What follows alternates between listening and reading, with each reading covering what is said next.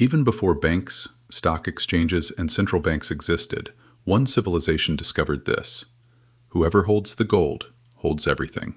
In ancient Egypt, gold was not an ordinary ornament. It was a metal everyone desired, kingdoms fought over, and rulers measured their prestige by. And for over a millennium, Egypt held a crushing advantage over its rivals. It didn't just use gold, it produced it. Can you imagine? You can extract and use such an important mineral. In other words, you are the one at the tap. Back then, that meant everything. But from where? It existed in the Nile Valley, but it wasn't particularly rich in gold reserves.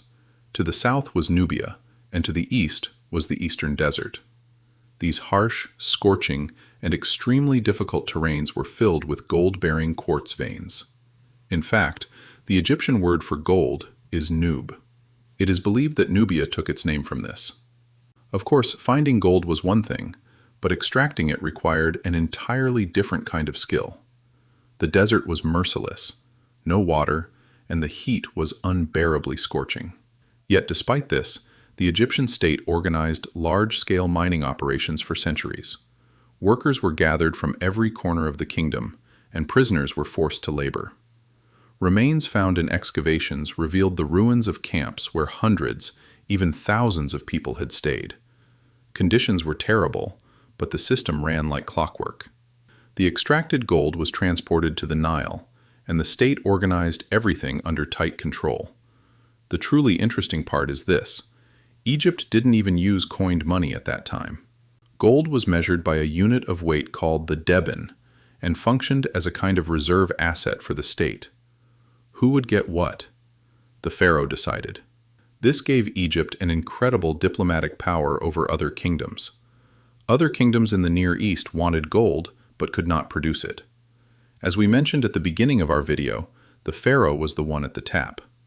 Clay tablets from the 14th century BC, known as the Amarna letters, clearly tell us this.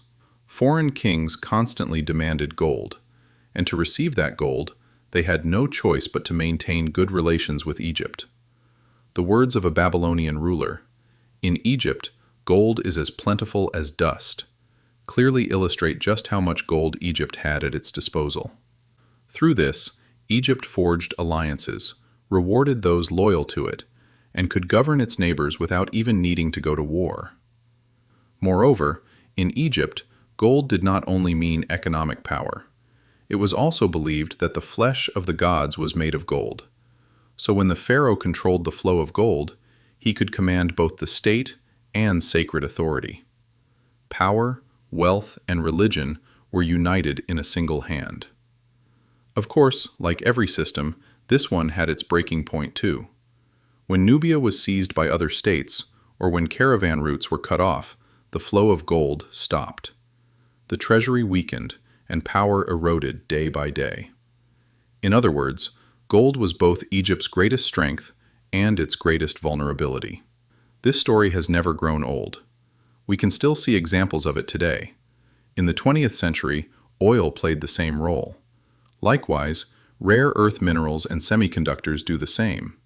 The details change, but the principle always remains the same. Whoever holds what everyone needs is the most powerful one at the table. Egypt teaches us this. True authority is not just about possessing a valuable mineral. It is about how you produce it, how you can hold on to it, and even about those around you. If this video added something to you, don't forget to subscribe to my channel and give it a like.